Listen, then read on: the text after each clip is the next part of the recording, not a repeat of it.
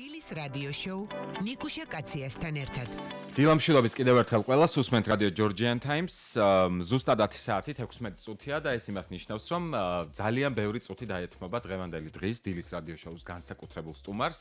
ხმაჯერ არ ესმით მსმენელებს, რომლებიც გვისმენენ 92-სა და 3-ზე, მაგრამ იმისთვის რომ ნახოთ და თან მოგვისმინოთ რა ხდება ჩვენთან სტუდიაში, ბუნებრივია რადიო Georgian Times-ი ასე უნდა მოგძებნოთ Facebook-ზე, სოციალურ ქსელში და რა თქმა უნდა, მოიწონოთ ჩვენი გვერდი და უყუროთ live-ს, რომელიც დღეს ძალიან ბევრის გაგების საშუალებას მოგცემთ. ჩემი დღევანდელი დილის რადიო შოუს განსაკუთრებული სტუმარი, ესეთი special guest, როგორც ვამბობთ ხოლმე, არის მარიტა როხვაძე, მომღერალი, შემსრულებელი, რომელსაც ძალიან საინტერესო ცხოვრება აქვს. ჯერ მოდი მოგესალმები დილამშვიდობის და მადლობა, რომ ხარ დღეს ჩვენი დილის რადიო შოუს სტუმარი. დილამშვიდობისა, მოგესალმები, მიხარია რომ შენთან. მეც ძალიან მიხარია. და იმდენად, მოკლედ, მე მგონი ერთადერთი ადამიანი ხარ, რომლის გამოც ესე დიდი. ესე იგი, აი ესეთ კომპლიმენტებს რო ვიღებ ხოლმე, ეს განსაკუთრებულ мотиваციას მაძლევს და პრინციპში. განსაკუთრებული ადამიანი ხარ. დიდი მადლობა. ასევე შემიძლია კომპლიმენტებით დავიწყო და პრინციპში კომპლიმენტებიც არ არის, იმიტომ რომ ბევრი წელია გიცნობთან გადასარევად და ვიცი ძალიან ბევრი რამ, მაგრამ მე მგონია რომ ახლოს მიკროფონთან მარიტა თუ შეიძლება, მგონია რომ ყველაზე მნიშვნელოვანი ამ შემთხვევაში მივაწოდოთ ინფორმაცია იმ ადამიანებს, ვინც ესე შენი გულშემატკივარია ჯერ კიდევ ძალიან ადრე რომ იყო ჯეოსტარი იმ პერიოდიდან და 2011 წელს. კი ბატონო და ესე მეტაპობრივად აკვირდება შენ ცხოვრებას და ვფიქრობ რომ საქმის გარდა უნდა მოვასწროთ რაღაცებზე, ესე ყავაზე რომ არის ხოლმე კარგი საუბარი და ჭოროობას რომ ეძახით ხოლმე და ჩაიზაც და მურაბაზეც, აი ასეთი დეტალების გავარკვიოთ და სულ თავიდან მინდა დავიწყოთ ყველაფერი, როცა იყავი ძალიან პატარა, არ ვიცი თავად განსაზღვრე მეხსიერების რომელი ნაწილი გააქტიურა, რომელიც ბაღის პერიოდს უკავშირდება სკოლის პერიოდს, დაწყებით კლასებს თუ რა. აი ესეთი მარტივი კითხვა. როგორი ბავშვი იყავი მაშინ როცა იყავი ძალიან პატარა? ხიარული ცელქი, მოუსვენარი, დამჯერი, მორჩილი. მოკლედ რო ვაკვირდები ბავშვობაში ძალიან კარგი ბავშვი ვიყავი. რო იციან, ხო იცი ბავშვობაში ძალიან კარგი, მე გაიზარდა და გაფუჭდა. რაღაცა მეხსიერება, აი რაც მახსოვს, იყო ბაღის პერიოდი, სხვათა შორის ძალიან კარგად მახსოვს, ეს ის პერიოდი, აი გაჭირვება და მთელი ამბები, მოკლედ. რთული პერიოდი. რთული პერიოდი ყველამ გამოვიარეთ, მე მგონი, ისეთი ასაკი გვაქვს უკვე. და მახსოვს რომ ძალიან კარგი ბავშვი ვიყავი, დამჯერი ბავშვი ვიყავი, მშობლებს უჯერებდი. რა თქმა უნდა, ბაღში წამყვანი ვიყავი ყოველთვის მე მღეროდი, ყველაზე მეტი ლექსი მე მქონდა, მე ვცეკვავდი და ასე შემდეგ. მოკლედ ნიჭიერი ბავშვი. აქტიურობდი ესე უნებურად თუ უბრალოდ აი რაღაცა ესეთ მიზანი იყო, რომ აი ახლა უნდა მიიქციო. აი ესეთი ბავშვი ვიყავი, რომ აი სულ მიყვარდა ყურადღების ცენტრში ყოფნა. და ეს იწვევდა იმას, რომ შემეძლო კარგად სიმღერა თავიდანვე, ცეკვაც, მოკლედ ლექსებს. აი მარტო ყველაზე ხშირად, მაგალითად ოჯახის წევრები, უახლოეს გარემოცვა, ნათესავები, მეგობრები, რას იხსენებენ ხოლმე, მაშინ როდესაც ხო არის ეს რომ რაღაც პერიოდი რო გადის, რომ დაღვინდებით, რაღაცა პროფესიაში წარმატება მოვა, მერე იხსენებენ ხოლმე, რომ აი სხვათა შორის ესე იცოდი ხოლმე მოგცევა და აი ბავშვობაში ესეთ განსაკუთრებული თვისება ქონდა. აი ასეთს რაიმეს გახსენებს დაუშვათ ოჯახის რომელიმე წევრი. კი, სხვათა შორის დედა მეუბნება ხოლმე, რომ აი პატარა როცა იყავიო, უფრო ყურადღებიანი იყავიო, ანუ უფრო გვიჯერებდიო, თან იქიდან გამომდინარე რომ დედის ერთა ვარ. ხო ხვდები რამდენი ზეწოლა მოდის ჩემზე. და ამას მეუბნება დედა კი, მაგრამ პატარა ასაკიდანვე 13 წლიდან დავიწყე საკუთარი ფულის შოვნა, ესე რომ ვთქვათ, უხეშად. დავიწყე დაბადების დღის ცენტრში მუშაობა. ქუთაისში და 13 წლიდან მაქვს შემოსავალი და ყოველთვის ვიყავი ამბიციური, რომ პატარა ასაკიდან ყოფილიყავი დამოუკიდებელი. კი ბატონო. ამიტომ ამ დამოუკიდებლობამ და რაღაცებმა ცოტა უფრო როგორ თქვა დამოუკიდებლობა გინდოდა თუ უბრალოდ ფულის შოვნამ გაგხადა მე ანუ სამსახურმა და იმან რო რაღაცები გინდოდა. იცი რა არის, ან ჩემ როცა 13 წლის ვიყავი, ისეთი პერიოდი იყო, რომ ოჯახსაც უჭირდა რაღაცა და ეს ჩემი ნიჭი, მოკლედ როგორც თქვა, სიმღერა, ცეკვა და ბავშვებთან კომუნიკაცია, მე თვითონაც პატარა ვიყავი და ძალიან კარგად ვერთობოდი. ამან უკვე ჩამომიყალიბა ის, რომ ცოტა სხვანაირი გავხდი. კი ბატონო, რადგან ახსენე და ქუთაისი მოდი ვთქვათ ის რომ ანუ წლებთან ერთად ბუნებრივია უფრო ვითარდება ქვეყანა და უშუალოდ ყველა ის ქალაქი რომლითაც ძალიან ვამაყობთ და მე მithქვამ შენთვის რომ ქუთაისი განსაკუთრებულად მიყვარს მაშინ როცა მისწავდა იქ პროფესიულად საქმიანობა და რაღაცა ძალიან შევიყვარდა და ძალიან თბილია მაგრამ რაღაცები ალბათ მაშინ ყოველ შემთხვევაში როცა ახლა შენ იხსენებ აი ამ ბავშვობის წლებს ალბათ რაღაცები არ იქნებოდა ალბათ რაღაცები გაკლდა ანუ ვარკვევ იმას რამ გიბიძგა რომ დაუშვათ უკვე შეჭიდებოდი დიდ გამოწვევებს უკვე დიდ ქალაქში, მაშინ როცა მივალთ იმ ეტაპამდე მოვიდო და ის წარმატებები, რომლებზეც ახლა საუბრობთ რეალურად. პირველი ზუსტად იყო ის, რომ უყურებდი ჩემს მშობლებს ან შრომობდნენ რაღაცა, მაგრამ მაინც იყო რაღაცები, რომ გაკლია რა, ბავშვი ხარ და უფრო მეტი გინდა. და მაშინ გადავწყვიტე, რომ მე უნდა მემუშავა და უნდა მყარად უნდა გარიყავი ფეხზე და პლუს ამას ჩემს მშობლებს დავხმარებდი. აი იმ პირველ ემოციაზე, როცა პირველად ჩამოხვედი ესე დამოუკიდებლად საცხოვრებლად თბილისში, ამაზე რა თქმა უნდა კითხავ, იმიტომ რომ იქნებოდა გამოწვევები და იცი შენ ჩემი ძალიან ახლო მეგობარია მაგდა და ის ძალიან საინტერესოდ იხსენებს ამ პერიოდს, რომ აი პირველად რო ჩამოვედი რაღაცა თვალები გამიფართოვდა, ანუ ჩვეულებრივ ნიუ-იორკი იყო ჩემთვის, ხო? მაგრამ მანამდე აი იგივე მეგობრებთან კომუნიკაცია, ახლა ძალიან კომუნიკაბელური ხარ და ანუ მე ფაქტობრივად გიცნობ ისეც, როგორიც რეალურად დღეს ხარ. მაგრამ აი იგივე მეგობრები, სკოლის მეგობრები, ის წიაღი, რომელშიც გაიზარდე, რა გენატრება, ის სენტიმენტებად რა გარდატყდა საკუთარ თავში და პრინციპში ერთგვარი ანუ მონატრება ალბათ გექნება სულ მუდმივად, იგივე იმ გარემოსი, სადაც ყველაზე ხშირად დააბიჯებდი ბავშვობაში. კი და ყველაზე მეტად რა მენატრება იცი იმ პერიოდში, რომ ქუთაისი მაინც ისეთი ქალაქი არის რა, ურთიერთობების ქალაქი არის, ეს მეზობლობა, ნათესაობა, მეგობრობა, რაღაცნაირად მგონია, რომ მარტო თბილისზე არ ეთქმის, თბილისი იყო ურთიერთობა და ქუთაისი იყო. ქუთაისი ნამდვილად ოდითგანვე იყო ურთიერთობა და თბილისში ჩამოსვლის შემდეგ აი რაღაცა ეს ურთიერთობები მაინც გაკლია იქ სადაც გაიზარდე, სადაც შენი მეგობრები არიან, სადაც შენი მშობლები არიან, ჩემი მშობლები ახლა ქუთაისში არიან და ან მე ჩავდივარ, ან ისინი ჩამოდიან და აი ეს მენატრება ყველაზე მეტად უფრო ურთიერთობები და აი ქუთაისში როცა ჩავდივარ ახლა რეალური კომუნიკაცია. აი რეალური კომუნიკაცია ნამდვილად ის ადამიანები, რომლებსაც მართლა უყვარხარ და მართლა თავიდანვე აი იმ პერიოდიდან როცა მე გვერდში დგომა მჭირდებოდა, როდესაც ხო 9 წლის წინ ვაიმე რამდენი დრო გავიდა. დიდი. და აი ის ადამიანები არიან დღემდე ჩემს გვერდით და ის ადამიანები ითვლებიან ჩემს ნამდვილ მეგობრებად. ბავშვობიდან და იმ პერიოდიდან, რომელზეც ახლა საუბრობთ და მეგობრების მიღმა კიდევ გულისხმობ, რა თქმა უნდა, უახლოეს გარემოცვას ოჯახთან ერთად, ვინ გახსენდება პირველი, ვინც აი უპირობოდ იყო ყოველთვის შენი მხარდამჭერი, ვინც უპირობოდ ყოველთვის ზურგს გიმაგრებდა და ვინც ყოველთვის გეუბნებოდა და მარიტა მიდი, გააკეთე, არ შეგეშინდეს, ყველაფერს მიაღწევ, ყველაფერი გამოგივა. ეგ იყო დედა. ან დედა აი დღემდე ესე არის რა, რომ აი შენ ყველაფერი შეიძლება, შენ ყველაფერი შეგიძლია, მიაწექი ბოლომდე და ეს იყო დედა უფრო რა, იმიტომ რომ ყოველთვის ეგრე იყო, იმიტომ რომ სანამ თბილისში ჩამოვიდოდი და პროექტში მივიღებდი მონაწილეობას, მანამდე მქონდა ორჯერ ვცადე, მანამდე გასვლა, ერთხელ ასაკის გამო, მეორეჯერ ნუ რაღაცა კარგად მოემზადე და ცოტა ხელი ჩაქნეულისავით მქონდა ესე რა ვთქვათ და გული მწყდებოდა ძალიან. და როცა ეთერში გადიოდა ეს პროექტი და მე ვუყურებდი, აი მაშინ თქვი, რომ აი მომავალ წელს მე ავდგები, გავალ და აი ამ პროექტს მოვიგებ თქო და აი ზუსტად ეგ იყო, რომ აი დედაჩემო ისეთი სახით შემოხედა და ისეთი ამაყი იყო, რომ აბა რა დედა შენ უნდა გახვიდე და შენ უნდა მოიგო ეს პროექტი. აი ორს განიცდიდი დაუშვათ რაღაც. იყო იმედგაცრუება, იყო ტკივილი და რაღაც მომენტში დაგხია უკან. პირიქით, ანუ რაღაც მომენტში უკან დამხია, იმიტომ რომ ხელი ჩავიქნია, ვიფიქრე რომ შეიძლება იმდენად მომზადებული არ ვიყავი რაღაცა, მაგრამ ის რომ აი დედას სიტყვებმა რომ შენ ყველაფრის გაკეთება შეგიძლია და შენ ნიჭიერი ხარ და აუცილებლად ამ პროექტში მონაწილეობას მიიღებ და გაიმარჯვებ, ამან ძალიან დიდი სტიმული მომცა. მეორე წელს გავედი, კიდე მესამე წელს და გავედი. ხო, ასე მოკლედ არ ვაპირებ იმ თავარ ეპიზოდზე საუბარს, ამიტომ რეკლამის შემდეგ, რომელიც ძალიან მალე გაირბენს, განსაკუთრებით გარბის დრო, იმიტომ რომ ისეთ შენც ესეთ მოლაპარაკე რესპონდენტი ხარ და ძალიან მიხარია თან ისეთი ემოციური, როგორც რეალურად ხარ, მე მიყვარს ეს ემოციური ადამიანები. დაგველოდეთ, რამდენიმე წუთში ისევ დაგიბრუნდებით. დილის რადიო შოუ ნიკუშა კაციასთან ერთად.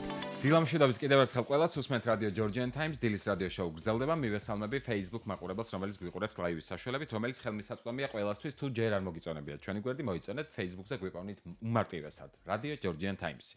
მარიტა როხვაძე ჩვენი სტუმარი, ვინც დააბრია კეპმა, ქუდმა, რომელიც აფარია, ნუ რა დილამ მithხოვდა ამას, იმიტომ რომ რაღაცა ესეთი ცოტა მომზადება, რაღაცა იმიჯი, ეს ყველაფერი კარგი.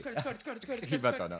მარიტა ჯეოსტარი, რომელიც მეც ვფიქრობ, რომ არის განსაკუთრებული, იმიტომ რომ ნამდვილად გარდამტეხი კი, გარდამტეხი ერთი, იმიტომ რომ თან მე რაღაცა მოყვა ამ ჯეოსტარსაც, ესე არ არის, ანუ ერთი რომ თვითონ ჯეოსტარიც მნიშვნელოვანია შენთვის და მე თითქმის ყველა სეზონი კი არა უბრალოდ არ მახსენდება ვინ არ მინახავს და ვისი გამოსვლა არ მინახავს, თუმცა ასეც ვერ ვიხსენებ.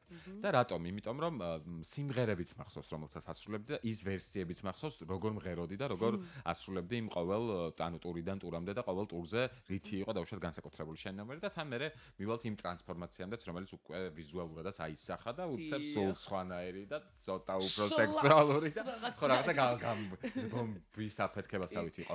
ჯეოსტარი, რომელშიც აი ეს წარმატების კარი რომ გაიღო და ის ორი მანამდე ეტაპი რო იყო რაღაც ცოტა იმედგაცრუების, სადაც აი უცებ მივხვდი რომ ის კი არა რომ იმაზე უნდა იფიქრო, რომ აი ახლა მოდის სწორედ შენი წარმატება. აი ყველაფერი რაც პირველივე ნაბიჯებიდან აი ჯეოსტარის ბოლომდე როცა შენ იყავი, იყო შენთვის მნიშვნელოვანი. აი ის იყო რომ ვიყავი 18 წლის ვიყავი, როცა პროექტში მოვხვდი. და ნუ აი ეს ხო იყო რაღაც აფეთქება და ფეიერვერკი და შემდეგ ენახა ეს ქუთაისისთვის რა იყო რა. კი, აი ესეც მაინტერესებს. როგორი სიამაყე იყო და აი როგორ ყველა გვერდით მედგა და აი თან რო უყურებდნენ რომ ეხა შემეძლო მართლა ეს სიმღერა შემეძლო მიუხედავად იმისა რომ მაშინ 91 კილო ვიყავი წარმოიდგინე 21 კილოთი მეტი ვიყავი და რომ აი ვიხდენ იმ წონასაც რაღაცა და აი ყველა შოქში იყო რომ აი მირეკავდნენ რომ რა მაგარია ტურიდან ტურამდე იზრდები რაღაცები და აი მაგ პერიოდში მე არ მახსოვს ან სადმე წავსულიყავი და გართობას მივცემოდი ან რაღაცა კვირიდან კვირამდე აი 7 დღის განმავლობაში 24 საათი სულ რეპეტიციობდი სულ სიმღერა სულ მუსიკა კი ბატონო ის სადაც თვითონ მემზადებოდით რუსთავიორში რა თქმა უნდა და ის მე უკვე სახში რომ მოვდიოდით რომ აი მთელი დღე და მოკლედ ვიყავი ორიენტირებული იმაზე რომ სიმღერა ყოფილიყო სრულყოფილი. ანუ ეს მოდი დავყოთ ახლა ესე ეპიზოდებად, მაინტერესებს შიშიც, აი დავუშვათ თუ დაგუფლებია სადმე, თუნდაც იმ დროს როცა მივხვდი რომ კონკურენცია ძალიან ისეთია, უნდა მიიქციო ყველა მხრივ ყურადღება და მარტო სიმღერაც არა კიდე სხვა კომპონენტები, მაგრამ მანამდე ჯერ მითხარი, რადგან ახსენე ეს ქუთაისში იყო განსაკუთრებული მოვლენა, აი როგორ გირეკავდნენ, რას გეუბნებოდნენ, რაღაცა ის ფრაზები, რომელიც დაგამახსოვრდა და აი სულ გაყვება მთელი ცხოვრება. აი არასოდეს აი იმ პერიოდში საკუთარ თავზე არ წამეკითხავს რაღაცა უარყოფითი კომენტარი არ ყოფილა ესეთი შემთხვევა. ერთი იყო წერდნენ იმაზე რომ ვაიმე რამხელა ეს გოგო ჩამოაგდეთ სცენიდან, მაგაზე ძალიან კი იყო ესეთები, მაგაზე ძალიან გული მწყდებოდა. ნუ ეხლა წონის გამო რო გაკრიტიკებენ, იმიტომ რომ ვერასოდეს ვერ ამბობდნენ სიმღერაზე ვერაფერს. ცოტა მიბულინგდი ანუ. ხო, ცოტა მიმაბულინგეს ჩემი კონუშკების ამბავში და რომელიც გააქრე გადასაღებად. და ის იყო ერთი ტური იყო მახსოვს ქართული ტური იყო მაშინ მოვხდი აუთსაიდერებში და ძალიან ვინერვიულე მე კი არა ის ჟიური მისე ინერვიულა და რა ვიცი ყველამ თან ჩვენთან როგორ იყო იცი ყოველთვის ამბობენ იმას რომ ეს ჯეოსტარი იყო ძალიან განსაკუთრებული იმის მხრივ რომ ჩვენ მეგობრობდით ძალიან ერთმანეთთან და როგორც ესე კონკურენტები არ აღვიქვავდით ერთმანეთს აი წარმოიდგინე და აი ვინმე რო ვარდებოდა აი ტირილით ვკვდებოდით ისე ვიყავით რა თან მაშინ პატარები ვიყავით თუ არ ვიცი რა იყო ეს შურის და რაღაცა ბოღმის და რაღაცის მომენტი მართლა არ ქონია რა ანუ რაღაც კულისებში ფეხის დადება და არა პირიქით ანუ ერთმანეთს შენიშნები ამას არ იღისთოს მიკროფონამდე მისვლას გასი არ იყო შენ გადაშენდი და ჩუმად რაღაცა ჯადუების კეთებები არ იყო პირიქით რომ აი შენიშნებს ვაძლევდით ერთმანეთს აი ესე იმღერე ან რაღაც ეს უფრო მოგიხდება ეს ჩაიცვი და რაღაცა და აი ყოველთვის ესეთი სიტუაცია იყო და აი როცა მოვხდი აუთსაიდერებში მაგ დღეს გადავრჩი მოკლედ ესე რა ვთქვა და აი მეორე დღიდან უკვე რო დაიწყო ინტენსიურად რეკვები ქუთაის არა მარტო ქუთაისთან აი ვიღაცები მიდანაც რეკავდნენ არ ვიცი უნდა ვთქვა თუ არა ზონიდან რეკავდნენ რა აი აქედან ბალეში ყოფთ და რაღაცა და ხო ან მოიცავი ყველა და ყველაფერი მარიტა თავად რომელ სიმღერას მიიჩნევ აი მაშინდელ ესეთ მთავარ გასროლად ასე ვთქვა აი თან კმაყოფილიც რო ხარ თან რო დაგამახსოვრდა კარგად და თან რო მივხვდი რომ იმ სიმღერამ და იმ შესრულებამ განსაკუთრებულად შეაყვარა შენი თავი მაყურებელს აი რითაც პირველად თავი დავამახსოვრე ხალხს ეს იყო ადელის Rolling in the Deep პირველი სიმღერა რაც შევასრულე და აი მაგის მერე უკვე ხო აი მაქედან დაიწყო ესე ვთქვათ ჩემი აი ასეთი მთავარი აკორდი უშუალოდ ქართულ სიმღერასთან დაკავშირებით იმიტომ რომ ბევრ ქართულ სიმღერას ასრულებდი იქ და მახსოვს არაერთი და ეს იყო ოთარ რამიშვილის წელიწადის 4 დრო, რომელიც ძალიან მაგრად გააკეთა ზვიად ბოლქვაძემ, მისი ვერსია გააკეთა და ეს იყო ჩემთვის აი ქართული ისეთი სიმღერა, რომ აი დღემდე რომ მეუბნებიან, რომ აი ამ სიმღერას შეასრულებ, ან შეგიძლია შეასრულო და ანუ ახსოვთ. კი, ნამდვილად ახსოვთ და ჩემთვის ეს რა ვიცი, ძალიან დიდი სიხარული ხ წარმოიდგინე ეს ხალხს რო უყვარხარ ხალხის სიყვარული არის ჩემთვის აი ყველაზე დიდი რაღაცა რა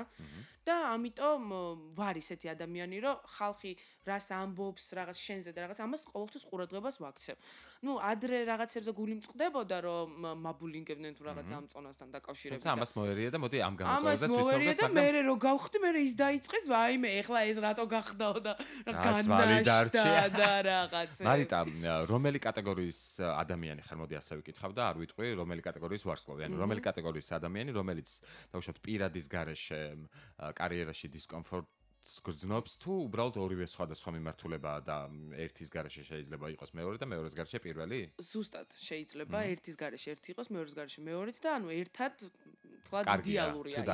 კი, თუ დაემთხვა იდეალური ვარიანტია და რა ვიცი მე ვფიქრობ რომ ეხლა რამოდენიმე წლის წინ უფრო ვფიქრობდი რომ ანუ კარიერა ისეთი ამბავი, მაგრამ ეხლა უკვე პირადიც გინდა რაღაცა, მაგრამ ჩვენთან აი ხო ყველას აინტერესებს აი შიგნით რა ხდება და რაღაცა და ეს ცოტა ხელების ფათური და ვიღაცების ენები და რაღაცები ნამდვილად არ მომწონს და აღარც ვლაპარაკობ პირად თემაზე ძალიან დიდი ხანია უკვე ზუსტად იმ სივრცეში მოხვდი სადაც თუ სურვილი არ არსებობს არასდროს იცი რომ ეს მით უმეტეს ვიცნობ ჩვენ ბევრი წელი ერთმანეთს და ისედაც არ ვიზამდი ამას უცხოც რომ იყო მაგრამ ზუსტად იმ სივრცეში ხარ სადაც ზედმეტი და ქექვა და ფათური უბრალოდ ძალიან აცდანაშია ჩვენთან ხო იყოს იქ სადაც არის და იყოს პირადი სივრცე პირად სივრცეთ რა თქმა უნდა უკვე ის გამოწვევა რომელიც ნიშნავს იმ ზედმეტი კილოგრამების დამარცხებას ჯერ ერთი мотиваცია იქნება ბევრისთვის იმიტომ რომ ბევრი ფიქრობს უკვე განსაკუთრებულად 21 საუკუნეში რომ რაღაც უნდა მიხედოს უნდა რაღაც გამორიცხოს რაციონიდან რაღაცას უფრო მეტი ყურადღება უნდა მიაქციოს პირველად როდის გაგიჩნდა აი ეს ну გასაგებია რომ დავუშვათ გახსოვდა რომ ვიღაცა მიგაბულინგა როგორც წაღამთქვი და ალბათ დაიმახსოვრებდი რომ მაცადეთ ამაშიც გაჩვენებთ კლასს ეს იყო როდესაც პროექტს უკვე მოვრჩი და აი სარკეში რა ჩავიხედე მართლა მანამდე თუ არ ვწდები იყო ბრავოს იყო ბრავო კი ბრავოს პერიოდი იყო 2014 წელი კი ბატონო და ან მანამდე ანუ სარკეში რა ჩაიხედები და რაღაცები არ მოგწონს და მე მივხვდი რომ თურმე აქამდე ან პროექტის განმავლობაში მე მგონი სარკეში არ ვეხედებოდი თქო იმიტომ რომ მართლა დრო არ მქონდა იმიტომ რომ აი სულ ვიყავი იმაზე რომ ეს სიმღერა უნდა და სხვათა შორის ნერვიულობ ჭამდი მაშინ რა. ეხლა პირიქით მაგ, როცა ნერვიულობ საერთოდ ვერ ჭამ, მაგრამ მაშინ როცა ნერვიულობდი ძალიან ვერ ჭამდი. ანუ ფორმაში შადგომა თუ მოგინდება გვირეკავ გვეუბნები რომ განერვიულოთ და ჩვენ ვეძებთ მიზეზს რომ განერვიულოთ. კი ბატონო. და დავიწყე გადავწყვიტე რომ ჩემით გამაკეთებინა ყველაფერი, დავიწყე ვარჯიში, ტრენაჟორები, აუზი, საუნა და პლუს მაგას ჩემებური დიეტა, რომელიც მოიცავდა მხოლოდ ციციბურას შეჭამანს, ესე რომ ვთქვათ. და ჭყინტ იმერულ ყველს და წყალი რა თქმა უნდა. ეს ისე მქონდა გადანაწილებული რომ მთელი წლის განმავლობაში ძალიან კარგად მყოფი და ყველის garaშე ხა იმერეთიდან ყველის garaშე ჩემი ცხოვრება ისედაც არაფერი არ არის ჩათვალე, ჯერ ყველი არის და მერი არის დანარჩენი ყველაფერი. და დავიწყე მოკლედ ინტენსიურად ვარჯიში, ინტენსიურად დიეტა და 4 თვის თავზე ცალკეში ჩავიხედე და ვიყავი ვუალა 21 კილოთი ნაკლები. კი ბატონო. აი ის მარიტა რომელიც უკვე ალბათ იყო ის ეფექტიც რომ უი შენ ის ხარ ანუ იყო ასეთი შემთხვევები რომ ვერ გიცნეს. კი არა სცენაზე რომ გამოვედი მაშინ ვერ მიცნეს ვინ ვიყავი სანამ სახელს და გვარს არ იტყოდნენ და ეს იყო პირველად აი მართლა რა ვიცი ბუმ თუ რაღაცა აი ჩემმა პროდიუსერმა კარგად გათვალა მაშინ. ხა იქით ვიკითხავ ოჯახში რა ხდება იმიტომ რომ ხო ის განსაკუთრებით ცოტა ვინც ესეთი ანუ არა თინეიჯერებს გულისხმობ ანუ ასაკში მყოფ ადამიანებს ჭყალებში ხო არა მხოლოდ მშობლები დაუშვათ უახლოეს გარემოცვა ვინც აი მარიტა ისეთი უფრო საყვარელი იყავი არიან ასეთებიც ვინც ამას გეუბნება არა იცი რატო იმიტომ რომ ისეთი დავრჩი რა ქვიან ხიარული არა მე გულისხმობ ხო იცი ბებიებს მაგალითად განსაკუთრებით აქვს ხოლმე ის მომენტი რომ ბავშვმა უნდა ჭამოს და ოდნავ 1 მილიმეტრი თუ მოგაკლდა სადმე ისინი ნერვიულობენ რომ რაღაც გონიათ არა იმდენად მიხდებოდა ის წონა რა წონას და დაბალანსდა ყველაფერი მაგრამ მე წამოვიდა აგრესია იმაზე რომ აი ბრავოში როცა მივიღე 2014 წელს მონაწილეობა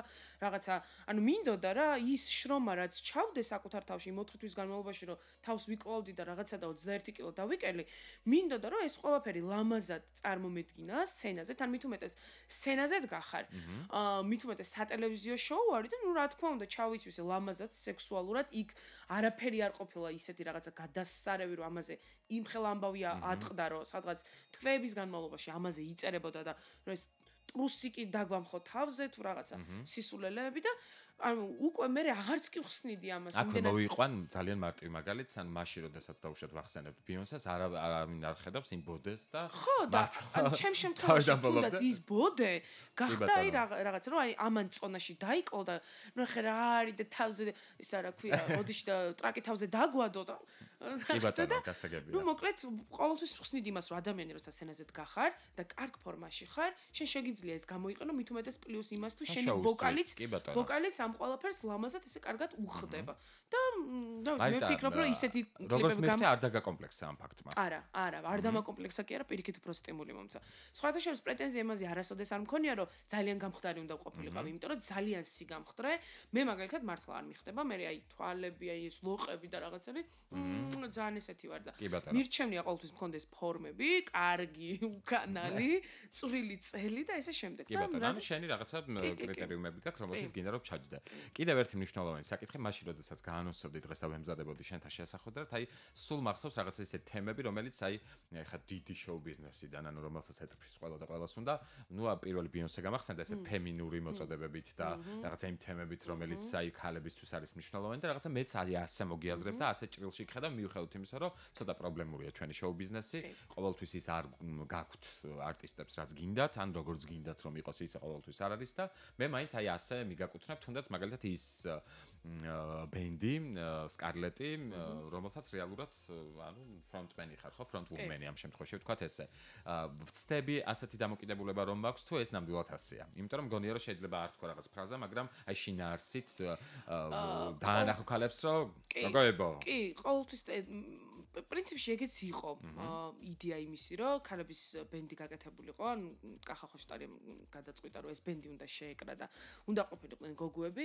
ეს ერთის მხრივ უკვე განაცხადია ის რომ შენ ირგვლივ სულ გოგოები ყავს და მამრი არ აკავს ესე რა თქმა უნდა ესე პირდაპირად რაღაცა გამოხვიდე და ფემინური რაღაცები არა უბრალოდ ყოველთვის იმას ვამბობდი რომ როგორც რაღაცების გაკეთებას შეუძლია და იყვნენ ძლიერები კაცები კონკრეტულად რაღაცეებში ყოველთვის ვამბობ იმას რომ ჩვენ ქალებს შეგვიძლია ყველაფერში გავუწიოთ მათ კონკურენცია და პლუს ამას ვიტყვი თუნდაც რაღაცა როცა იძახენ რომ ძალმომრეობით და აი ძალით რაღაცა აი ქალების სუსტები რაღაცა არა ისეთ ჯანზე ვარ მეგობრებო ისეთ ჯანზე ვარ ხო და ამიტომ იყო ერთგვარი განაცხადი რა თქმა უნდა და მე ყოველთვის ვცდილობ და ვაპელირებ იმას რომ ქალები აი თუნდაც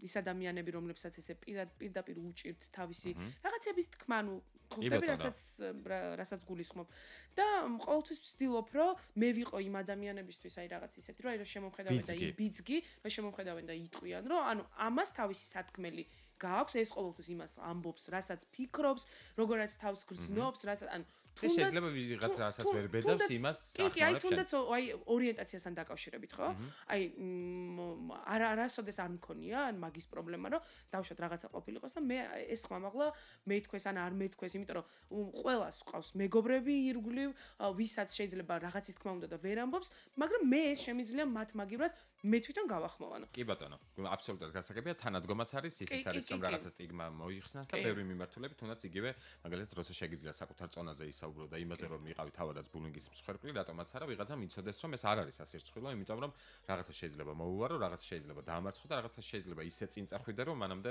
უბრალოდ წარმოდგენას არ ქონდეს ადამიანს ჩემთვის ადამიანისთვის სილამაზე ეს სხეულის არის ის რომ როგორ სხეულში თვითონ თავს კომფორტულად გრძნობს არ აქვს მნიშვნელობა ეს 60 კილო იქნება თუ 160 თავარია ის თავს გრძნობდეს კომფორტულად და ზოგადად თქვათ მოდი რა ხან ჩამოვარდა ეს თემა რომ ანუ რაღაც ვიზუალური შტრიხები არ უნდა იყოს არასდროს აი აგრესიის საბაბი არ უნდა იყოს. არ მოგწონს კი ბატონო, გადართე სხვა შეხედე, სხვა ანუ ვიზუალი ეს შენ საკუთარ მზერა შეივსე სხვა ინფორმაციით. კიდევ ერთი მნიშვნელოვანი საკითხი, რაც ყოველთვის მაინტერესებს და აინტერესებს განსაკუთრებით მსმენელს, მაყურებელს, იმიტომ რომ ხოც ეს შორიდან ისე ჩანს ვარსკვლავი ცხოვრება თითქოს წითელ ხალიჩაზე გიწევს სიარული, მაგრამ გიწევს რაღაცების კეთებაც. აი ამ დამოუკიდებლობამ რა მოიტანა, რაში მიხვდი რომ კიდევ ხარ მაგარი იგივე შეიძლება კულინარიაში რაღაც გარღვევები და მიღწევები, არ ვიცი. ანუ სცენისა და სარეპეტიციოს მიღმა მარიტაზე მინდა ახლა კითხო, რამდენად მობილიზებული ხარ აი მაშინ როცა რაღაცა მაგალითად აი არ ვიცი, გადაგეწვა ნატურა და ჯერ რაშვები მისტერ მასტერთან რეკავ თუ არ ვიცი, ურეკავ დედა რა ვქნა თუ აი რასაკეთებ, როგორ იქცევი. დავიწყებ მაშინ ესეც მაშინ ადრეული ასაკიდან და დავიწყე იქიდან გამომდინარე რომ მე ვარ მამაჩემის გაზრდილი, იმიტომ რომ დედა 26 წლის განმავლობაში ოპერის და ბალეტის თეატრში ცეკვავდა ქუთაისში და სულ გასტროლები ქონდა, სულ წასული იყო და მოკლედ ვარ მამას გაზრდილი და სხვათა შორის ეს კაცური რაღაცეები მაქვს რა, რომ აი თუნდაც კაცურად თანადგომა რაღაცა და ყოველთვის ამბობენ ჩემი მეგობრები რომ ანუ ისეთი ხარო რა, სხვანაირად გაზრდილი ხარო, ანუ გეტყობა რომ ანუ კაცის გაზრდილი ხარო და კი, 3 წლის ასაკში თვითონ მამამ მასწავლა კითხვა, 4 წლის ასაკში მასწავლა სროლა, ტირზე დავყავდი, 5 წლის ასაკში დამაშლევინა რადიო და ამაწყობინა და ანუ ესეთ რაღაცები დენს რაც შეეხება, ანუ ნატურა გადაიწვა თუ რაღაც რა ქვია, დენს კვიტა თუ რაღაცები აბსოლუტურად ყველაფერს ჩემით ვაკეთებ. ანუ პრობლემა არ გაქვს. საერთოდ არ მაქვს პრობლემა არაფერზე. ანუ რამოდენიმე დღის წინ რაღაცა მაგიდას ფეხი მოძრო თუ რაღაც. მე თვითონ ვაკეთებ აბსოლუტურად. ანუ პრობლემას არ წარმოადგენს. არა, არ წარმოადგენს საერთოდ. კი ბატონო, მარიტა და გარდერობი და ზოგადად მოდა. უი. რამდენად პრობლემურია თუ პირიქით როგორი სფეროა, ესე მარტივად იღებ გადაწყვეტილებას, მარტივად ცვლი გარდერობს, მარტივად ირგებ იმიჯს, ანუ ყველაფერი აბსოლუტურად, რაც აი ესე პირობითად მარიტა და მოდა, ესე დავარქვათ. საკუთარ თავზე და ვიზუალზე რა თქმა უნდა, მე თვითონ ზრუნავ და ყოველთვის ვამბობ იმას, მე რაც მიხდება, ის არის ჩემთვის მოდა. არასოდეს არ მიყიდია რაღაც ისეთი განსაკუთრებული ნივთი ან ბრენდი, იმიტომ რომ მე ან ხელში მჭერო და ან თავზე ჩამომეხურა ან რაღაცა. არა, თუ არ მიხდება, ჩემთვის არ აქვს მნიშვნელობა. შემიძლია რაღაც წავიდე და ისეთი რაღაცა ვიყიდო, აი თუნდაც მეორადებს რასაც იძახიან, შემიძლია იქ მივიდე და რაღაცა ისეთი განსაკუთრებული რაღაც ვიპოვო და მოვირგო, ვიდრე აი რაღაცა მილიონები და რაღაც ათასები გადაყარო რაღაცაში, რომელიც არ გიხდება. ამიტომ საკუთარ გარეგნობაზე მე თვითონ ზრუნავ და ვფიქრობ, რომ როგორ არ იცი?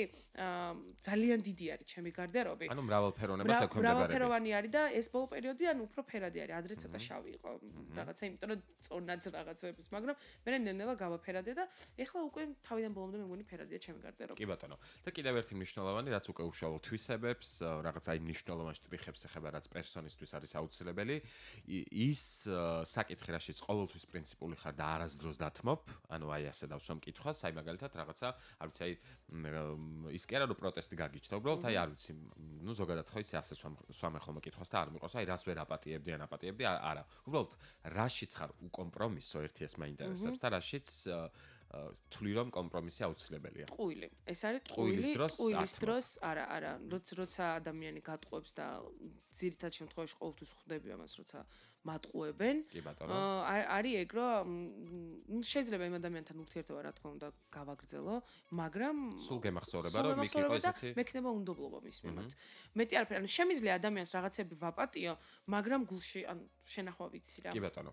მე ამას ბოღმას არ ვიძახი ხოლმე ესე ბოღმას უწოდებენ. მე ვიძახი იმას რომ მეხსიერების ნაწილი უბრალოდ რომელიც ანუ ფილტრია ერთგვარი რომელიც ისევ შენ გიცავს რომ რაღაცა და შორის ამ პოპულარობამ დამანახა რამდენად ნამდვილი არიან ადამიანები და რამდენად არიან შენი მეგობრები და ყოველთვის ვამბობ იმას მეგობრობა და გვერდში დგომა ის არ არის როცა ადამიანი შენ გაჭირვებაში გვერდით გიდგას. ნუ რა თქმა უნდა გაჭირვებაში დაგიდგებიან გვერდით, მაგრამ ყოველთვის ვიძახი იმას რომ როდესაც შენ წარმატებული ხარ, როდესაც შენ ბედნიერი ხარ და ამ ყველაფერს შენ ირგვლივ კი ყველა იზიარებს, ისინი არიან შენი ნამდვილი მეგობრები, ვისაც შენი კარგად ყოფნა უხარია. კი, მეც გეთანხმები ორივე კომპონენტში ისიც და ისიც უნდა იყოს და საკითხი როცა თვლი რომ პირიქით პრინციპი კი არა, აი დათმობა არის გადამრჩენი. ეს არის პირად ურთიერთობაში. ეს არის პირად ურთიერთობაში, როცა მივდივარ დათმობებზე და საკმაოდ დიდ დათმობაზე მივდივარ პირად ურთიერთობაში, იმიტომ რომ ძალიან მნიშვნელოვანია ჩემთვის პირად ურთიერთობაში სტაბილურობა. მარიტა, დღემდე რა ცხოვრებას გაიარა, გულისხმობ ყველა კომპონენტს, სცენის ნაწილს, ზოგადად ანუ საქმეს, რომელიც შემოსავლის წყაროც არის თან განსაკუთრებულად გიყვარს და პლუს ის ადამიანები და ანუ აი ამ ეტაპამდე არის რაიმე ესეთი, რასაც ნანობ. კი, არის თუ ითქმის ვთქვათ. რას ნაკლებ ყველაზე მეტად დაუშვათ აი ამ განვლილი ცხოვრებიდან? ტყუილად დაკარგულ დროს ადამიანებთან. ადამიანები, რომლებიც არ იმსახურებდნენ იმას, რომ მე მის გვერდით ყოფილიყავი. აი ესეთმა ადამიანებმა დამაკარგინეს დრო და უფრო მეტად წარმატებული შეიძლებოდა ხა ყოფილიყავი ამ ეტაპზე, ვიდრე საქართველოში ხა მე ნამდვილად არ ვიტყვი იმას, რომ ან არ გამიმართლა რა სისულელია პირიქით, ყოველთვის გძნობ ხალხის სიყვარულს, ყოველთვის მაქვს მათი ხარდაჭერა, მაგრამ შეიძლებოდა საქართველოს ფარგლებს გარეთ ყოფილიყავი წარმატებული. რა ამის თქმა მინდოდა და რაღაც ვიღაც ადამიანებმა თუნდაც ამ პირადის თემას ვამბობ ვიტყვი, რომ ანუ ამ პირადში ხელი შემიშალეს ის, რომ დრო დავკარგეთ ყუილად და ის ჩემი მართლა, რასაც გულწრფელობა ერქვა და რასაც ნამდვილი სიყვარული ერქვა, მაგაზე ვიღაცებმა ცოტა უარი მითხრეს და ამიტომ მაგაზე ძალიან ნაწყენი არის. ანუ ყველაფერი წინ არის ეს კორონა პანდემიაც გაივლის და მე მგონია რომ ეს საზღვრები გაიხსნება ყველა მიმართულებით 40 წამი გვაქვს იმისთვის რომ ახალ თაობას დამწყებ შემსრულებლებს ვისთვისაც სცენა, მიკროფონი, განათებები, სიმღერა ძალიან მნიშვნელოვანია საკუთარი გამოცდილებიდან რას ურჩევ, რაც მათთვის აი სასიცოცხლოდ მნიშვნელოვანია. პირველ რიგში სასიცოცხლოდ მნიშვნელოვანი არის ის, რომ თავში არასოდეს არ აუვარდეთ წარმატება, იმიტომ რომ ეს ყოველთვის ქვემოთ დახევს, ის ადამიანები არიან ზუსტად ვინც ზემოთ აგიყვანს და ეგრევე დაგანარცხებს მიწაზე, ასე რომ არასოდეს ზემოდან არავის არ გადახედოთ, არავინ არავიზე მეტი არ არის, არავინ არავიზე ნაკლები არ არის, აკეთეთ თქვენი საქმე სიყვარულით, რაც მთავარია და გიყვარდეთ ის, რასაც აკეთებთ. მე მეტის თქმა არ შემიძლია, იმიტომ რომ მე თვითონ ესეთი ადამიანი ვარ და ვფიქრობ, რომ მეტი პოზიტივი უნდა ასხივონ და არა ის, რომ ვიღაცები შეშურდეთ, არა. აკეთონ თავისი. გალაღდნენ მეტად. მარიტა, განსაკუთრებული მადლობა გულწრფელობისთვის, იმიტომ რომ ისედაც გეტყობა თვალებზე და ისაც დღეს არ გამიცნი ხარ და ყოველთვის მომწონს მე, როცა ანუ თვალი და ის რა ბგერაც ამოდის თანხwebdriver შეერთმანითა და იცი რომ მეც ესეთი ადამიანი ვარ და არ შემიძლია არაფრით ეს კუდის გიცინი. ბევრი წარმატება შენ ყველა სფეროში და ყველა მიმართულებით, სადაც მოხვდები, არ ვიცი, ექსპერიმენტი იქნება თუ ის საქმე რომლითაც გიცნობთ და ბუნებრივია შენთან ერთად ყველას ვინც გვიყურებ და მათაც უსურვებ რა თქმა უნდა წარმატებას. მადლობა კიდევ ერთხელ. არ თქვი უარი და მოხვედი ჩვენთან ვიცი რომ ძალიან აღიყვას დილით ადრე ადგომა. მარიტა როხაძე იყო ჩვენი დილის რადიო შოუს სტუმარი, ასე დამთავრდა ორშაბათის დილა. თუმცა მე გემშვიდობებით ძალიან ცოტა ხნით, იმიტომ რომ ხვალ ისევ დილის 8-დან გეტყვით გამარჯვებას, რა თქმა უნდა, მეც მოგიწოდებთ ბევრჯერ რომ სულ გაიღიმოთ და ბუნებრივია ყველას ბედნიერ დღეს გისურვებთ. ნახვამდის. დილის რადიო შოუ ნიკუშა კაციასთან ერთად.